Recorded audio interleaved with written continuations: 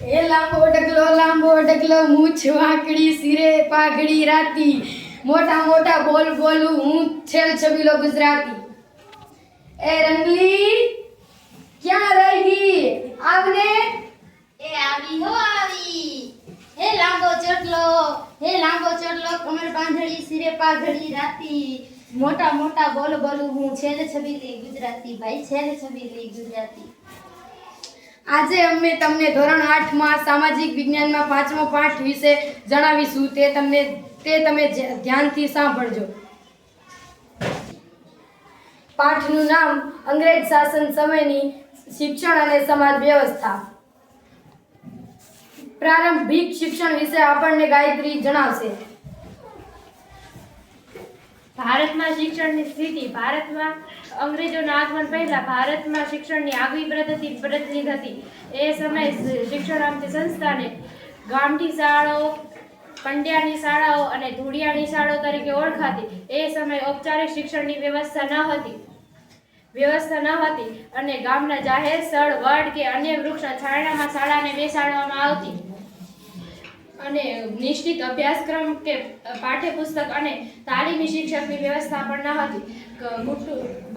બાળકના કૌટુંબિક સ્થિતિને ધ્યાનમાં રાખીને બાળકને ઉપયોગી થાય તેવું શિક્ષણ આપવામાં આવતું અને મૌખિક શિક્ષણની પહેલા શરૂઆત કરવામાં આવતી. મૌખિક શિક્ષણમાં અંક શીખવાડવામાં આવતા અને પછી તે કક્ક અને મૂળાક્ષરનું શિક્ષણ આપવામાં આવતું. કક્ક મૂળાક્ષરનું શિક્ષણ આપ્યા બાદ પછી તેને લેખિત શિક્ષણની શરૂઆત કરવામાં આવતી. શિક્ષકને નિશ્ચિત પગાર કે વેતન મળતું ન હતું. બાળકની આર્થિક સ્થિતિ પ્રમાણે બાળકના વાલી તેની આર્થિક સ્થિતિ પ્રમાણે શિક્ષકને વેતન આપતા અને તે જ શિક્ષક જ પોતે જ બાળકનો અભ્યાસક્રમ નક્કી કરતા.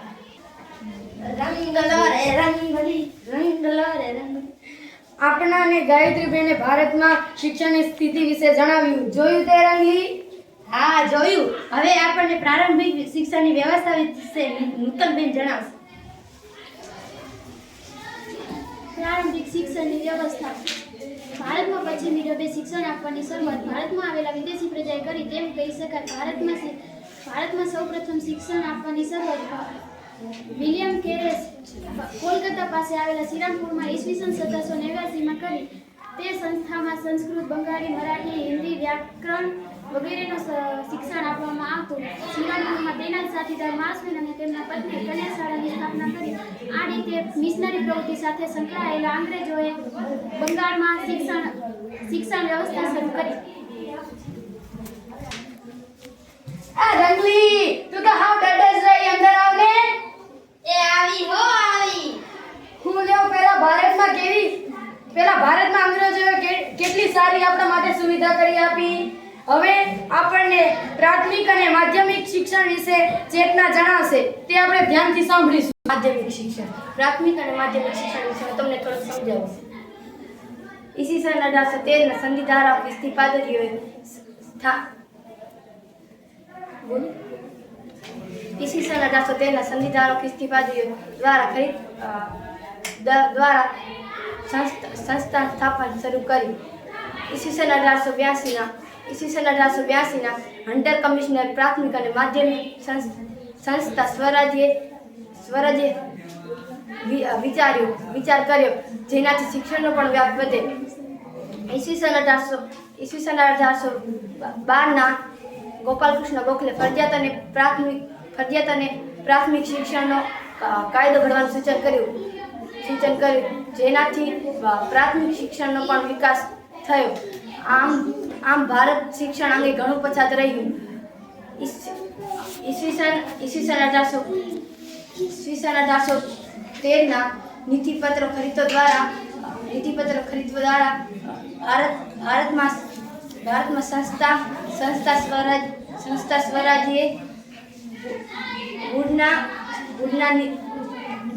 સ્વરાજ્ય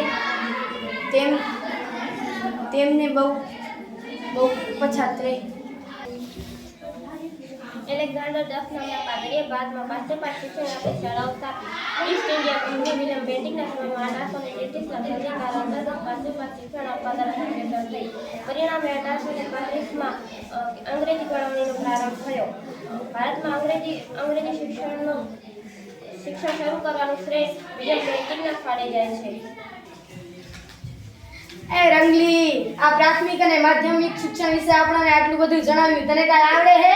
હા મને આવડે. તું બહાર જાય એટલે હું જણાવ.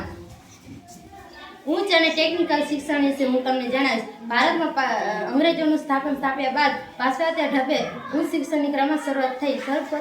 સૌપ્રથમ વેલેસ્લી 1801માં કોલકાતામાં ફોર્ટ વિલિયમ કોલેજની સ્થાપના કરી. ઈસવીસન 1870માં ડેવિડ હેર અને વૈદ્યનાથ મુખર્જીના પ્રયાસોથી કોલકાતામાં હિન્દુ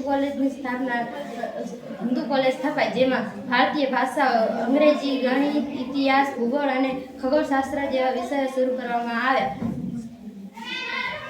ઈસવીસન 1855માં તે પ્રેસિડેન્સી કોલેજ તરીકે ઓળખાય. જો કે આ પહેલા સરકારી કચેરી માટે શિક્ષિત કર્મચારીઓને મેળવવા વોરન હેસ્ટિંગ્સે ઈસવીસન 1780માં કોલકાતા મદ્રેસા મુસ્લિમ કોલેજ અને જોનાથન ડંગને ઈસવીસન 1791માં બનારસ સંસ્કૃત કોલેજની સ્થાપના કરી હતી. એમ હર્સ્ટે ઈસવીસન 1823માં કોલકાતામાં સંસ્કૃત કોલેજની સ્થાપના કરી. ઉચ્ચ શિક્ષણ માટે અને ખાસ કરીને નિમ્ન શિક્ષણ માટેનો મેગ્ના કાર્ટા કહી શકાય તેવો શિક્ષણ સુધારો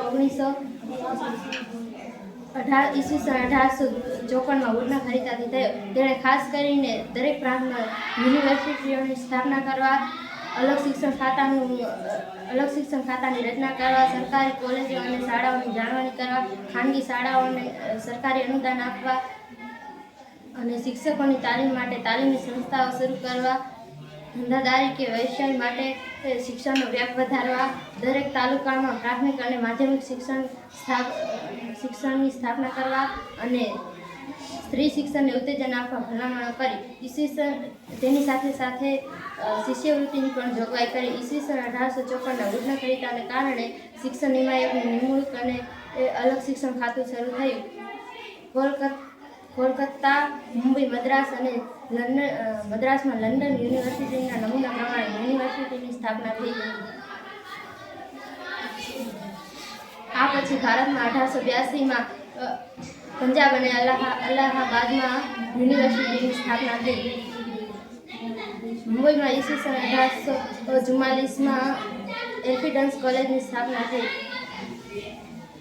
કરજણે ઈસવીસન 1904માં યુનિવર્સિટીને લગતો કાયદો પસાર કરે. તેમાં ચૂંટાયેલા સભ્યોની સંખ્યા ઘટાડીને નિમાયેલા સભ્યોને સેનેટમાં સ્થાન આપ્યું. આ પછી ભારતમાં 20મી સદીમાં પણ ભારતમાં ઈસવીસન 1916માં બનારસ હિન્દુ યુનિવર્સિટીની સ્થાપના થઈ. ઈસવીસન 1920માં જામિયા મિલિયા યુનિવર્સિટીની સ્થાપના થઈ અને ઈસવીસન 1922માં શાંતિ નિકેતન વિશ્વ ભારતી યુનિવર્સિટીની સ્થાપના થઈ. આ રીતે ભારતના વિભિન્ન ભાગોમાં ઉચ્ચ શિક્ષણ અપાતી કોલેજો અને યુનિવર્સિટીઓની સ્થાપના થતી થઈ. મનીષા એટલે કે રંગલી આપણને ઉચ્ચ અને ટેકનિકલ શિક્ષણ જણાવ્યા બાદ હવે આપણને વ્યવસાયિક શિક્ષણ વિશે કુસુમબા જણાવશે. વ્યવસાયિક શિક્ષણ ઈસવીસન 1854ના વિજ્ઞાન ખરીદાના વ્યવસાયિક શિક્ષણ આપવાની જોગવાઈ હતી. જોકે ભારતમાં વૈજ્ઞાનિક અને સંસ્થાઓની જોગવાઈ હતી. જોકે ભારતમાં ઇન્સ્ટિટ્યૂટ ઓફ સાયન્સ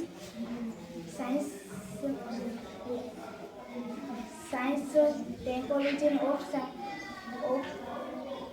સંસ્થાઓની જોગવાઈ હતી. જોકે ભારતમાં વૈજ્ઞાનિક અને સંસ્થાઓનો હાજર હતો.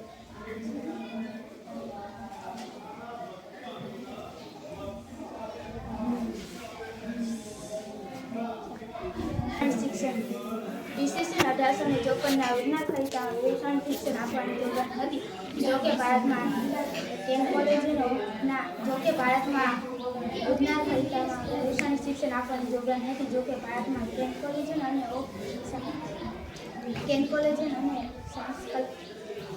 વિજ્ઞાન ખરીદામાં આવી. તમે બધી મોકલો બાદ રંગલી હો રંગલી, રંગે રૂપાળી રંગલી. અરે મારો રંગલો ક્યાં રહી ગયો? અરે આવડો મોટો રંગલો તને નથી દેખાતો? ક્યાં રહી ગયો તો તું? અરે હું તો બહારેથી આવતો તો એટલી વારમાં તું રાડો પાડવા મંડી ગઈ. સારું, હવે આપણને સ્ત્રી શિક્ષણ વિશે ધનવીબેન જણાવશે. સ્ત્રી શિક્ષણ શ્રીરામપુરથી સ્ત્રી શિક્ષણની શરૂઆત થઈ હતી. ઈસવીસન 1813 થી ઈસવીસન 1851 સુધીના સમયમાં મુંબઈ, બંગાળ અને મદ્રાસ જેવા પ્રાંતોમાં ખ્રિસ્તી પાદરીઓએ અન્ય અમીર કુટુંબોએ કન્યા શિક્ષણ સંસ્થાઓની સ્થાપના કરી હતી. ઈશ્વરચંદ વિદ્યાસાગરે ભારતમાં સ્ત્રી શિક્ષણનો પાયો મજબૂત બનાવ્યો હતો. ઈશ્વરચંદ વિદ્યાસાગરે હિન્દુ બાલિકા સરકારી વિદ્યાલયની શરૂઆત કરી હતી, પરંતુ આ સમયગાળામાં સ્ત્રી શિક્ષણની મોટે ભાગે ઉપેક્ષા કરી હતી. ઈસવીસન 1873 સુધીના સમયમાં બ્રિટિશ ભારતમાં 1640 કન્યા શાળાઓ હતી. એ રંગલી ક્યાં રહી ગઈ? આ તો વાતુડી વાતું જ કરતી રહે. વાતું માટક નહીં આમ આવ. શું છે? ક્યાં અટકાઈ ગઈ હતી? કાંઈ નહીં, આપણે બાજુવાળા મીઠી બેન જાતે એ વાતો કરવામાં રહી ગઈ એની જોડે. મેં તો આટલું બધી જણાવી દીધું. રંગલા, તને શું આવડે છે? હવે તું શું જણાવીશ? મને તો અગ્રગણ્ય શિક્ષણ સુધારકો વિશે આવડે છે. હું જણાવું તું જા. અગ્રગણ્ય શિક્ષણ સુધારકો ભારતમાં 19મી સદીમાં ભારતમાં આધુનિક કેળવણી પામેલો મધ્યમ વર્ગ ઊભો થયો. તેમાંના કેટલાક ખૂબ અગ્રગણ્ય શિક્ષણ સુધારકો હતા. તેમણે જોયું કે ભારતમાં શિક્ષણનો અભાવ એ ભારતની ગુલામીનું મુખ્ય કારણ છે. અંગ્રેજો સાથે આવા કેટલાક અગ્રગણ્ય શિક્ષણ સુધારકો રહ્યા હતા, જેમાં રાજા રામમોહન રાય ઈસવીસન 1828માં બ્રાહ્મણ સમાજની સ્થાપના કરી અને તેમના પ્રયત્નોથી ભારતમાં અંગ્રેજી કેળવણીનો પ્રારંભ થયો.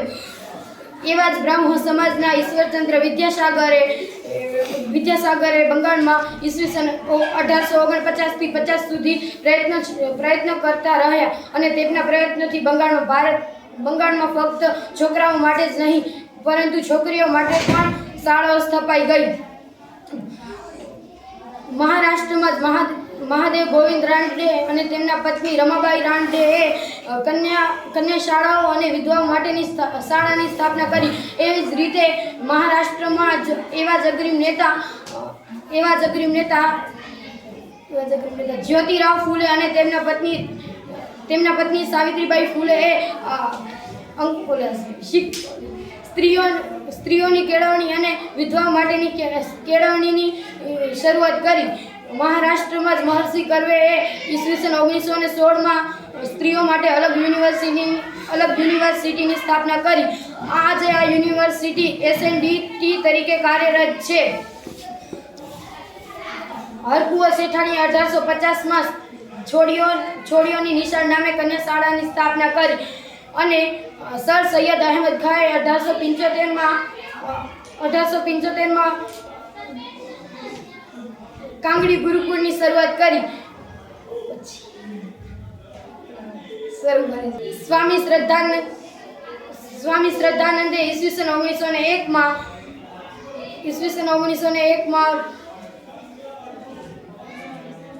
સર આને ગાયકવાડના પત્ની ચિમનાબાઈ ગાયકવાડે દલિત વિદ્યાર્થીઓને વિદેશની યુનિવર્સિટીમાં ભણવા જવા માટે શિષ્યવૃત્તિ આપતો કાયદો ઘડ્યો.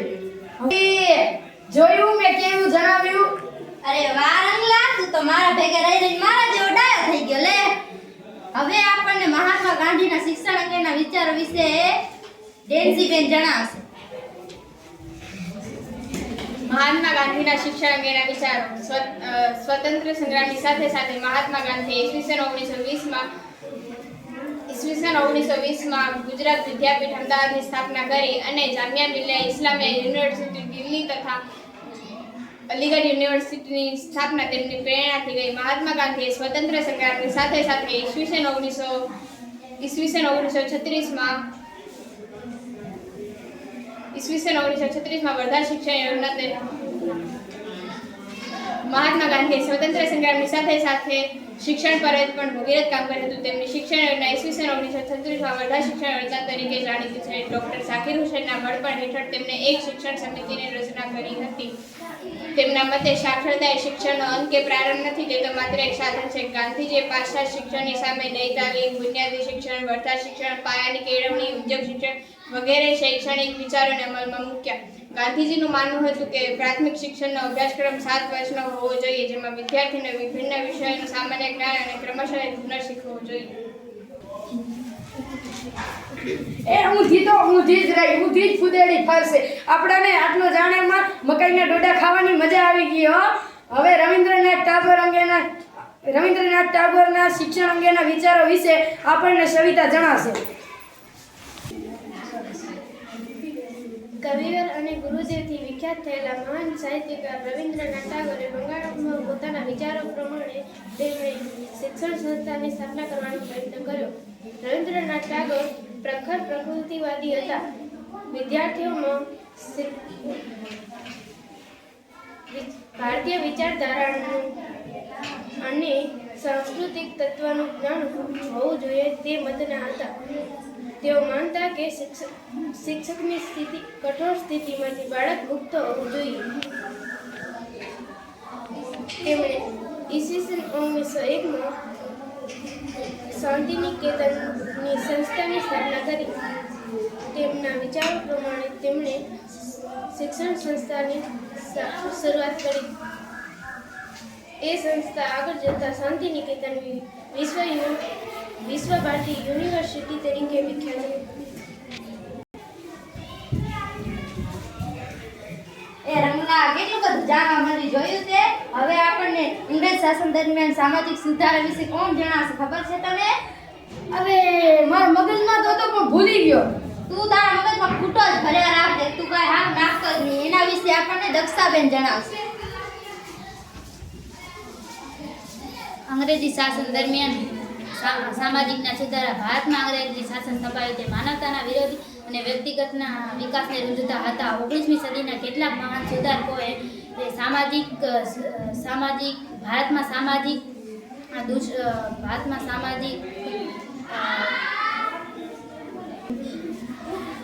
સામાજિક સુધારકોએ વિરુદ્ધ વ્યક્તિગત રૂપે સંસ્થાઓ સ્થાપી તેને દૂર કરવા ઝુંબેશ ઉપાડી. 19મી સદીના કેટલાક ભારતમાં સામાજિક ધાર્મિક સુધારા ક્ષેત્રે એ નવજાગૃતિ રીતે તરીકે પણ ઓળખવામાં આવે છે.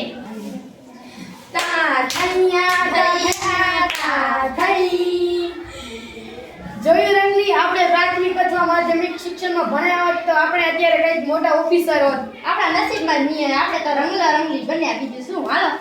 અરે બાળ લગ્ન હજી તો બાકી રહી ગયું, આપણાને ઝીલ જણાશે. બાળ લગ્ન. અંગ્રેજોના ભારતમાં આગમન સમયે બાળ લગ્નની પ્રથા લગભગ દરેક સમાજમાં પ્રચલિત હતી. કેશવચંદ્ર સેના નામના અન્ય એક બ્રહ્મ સમાજી હતા. ઈસવીસન 1870માં બાળ લગ્ન વ્યાપક ઝુંબેશ ચલાવી. તેમના મતે બાળ લગ્ન એ સમાજનું સૌથી મોટું દૂષણ છે. તે બાળકના શારીરિક અને માનસિક વિકાસને તો રોજે છે, પરંતુ તેની શૈક્ષણિક પ્રગતિમાં પણ મોટો અવરોધો ઊભો કરનારું પરિબળ બને છે. તેમના પ્રયત્નથી ઈસવીસન 1872માં લગ્ન કે સમિતિ ધારો પસાર થયો. આ ધારાથી 12 વર્ષના વયના છોકરા કે છોકરીઓના લગ્ન ગેરકાયદેસર ગણવામાં આવે. રંગલા, પહેલા આપણામાં બાળ લગ્ન પણ કરાવતા. હા, તને ખબર નથી કે બાળ લગ્નનો વિરોધ હેને આપણા ભારત દેશના મહાન વ્યક્તિઓએ કર્યો છે. એટલે તો અત્યારે નાની ઉંમરના છોકરાઓના લગ્ન નહીં કરાવતા. અને હવે આપણને વિધવા વિવાહ વિશે યુક્તિ જણાવશે. પતિના મૃત્યુ બાદ વિધવાઓને પુનઃલગ્નની છૂટ મળતી ન હતી. તે સમયમાં આર્થિક ઉત્પાદનનું કાર્ય પુરુષો કરતા હતા. આવા પુરુષોનું મૃત્યુ થતાં વિધવાઓ માટે જીવન જીવવું જ મુશ્કેલ થઈ જતું. પ્રાચીન ભારતમાં વિધવા વિવાહની પ્રથા હતી, પરંતુ પછી આ પ્રથા બંધ થઈ. સમાજ સુધારકોએ વિધવાઓના પુનઃલગ્ન માટે ભગીરથ પ્રયત્નો કર્યા, જેમાં રાજા રામમોહન રાય અને ઈશ્વરચંદ્ર વિદ્યાસાગર મુખ્ય હતા. સમાજ સુધારકોએ વિધવાઓના પુનઃલગ્ન માટે પુસ્તકો ચોપાનીએ છાપી અને લોકોને જાગૃત કર્યા અને વિધવાઓ માટે આશ્રમો બનાવ્યા. રંગલા, તને ખબર હે આજે આપણો મીઠી બેનના ઘરે જમવાનું હતું. લે પણ રંગલા, પીશું રંગલી. તને તો રૂપું ખાવાનું છૂટે હે. હવે આપણને રામકૃષ્ણ અને સ્વામી વિવેકાનંદ વિશે વર્ષાબેન જણાવશે. રામકૃષ્ણ મિશન અને સ્વામી વિવેકાનંદ. રામકૃષ્ણ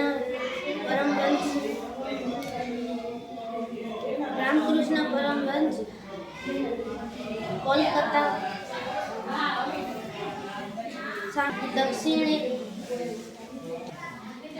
ઉચ્ચ કોટીના મહાન સંત હતા. તેમનો જન્મ 12 જાન્યુઆરી 1863 થયેલ. પિતાનું નામ વિશ્વનાથ દત્ત અને માતાનું નામ ભુવનેશ્વરી દેવી હતું. તેમણે અમેરિકાના શિકાગો શહેરમાં 1893 ઈસવીસન 1893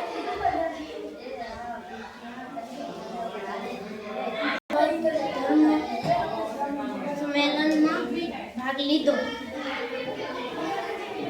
તેઓએ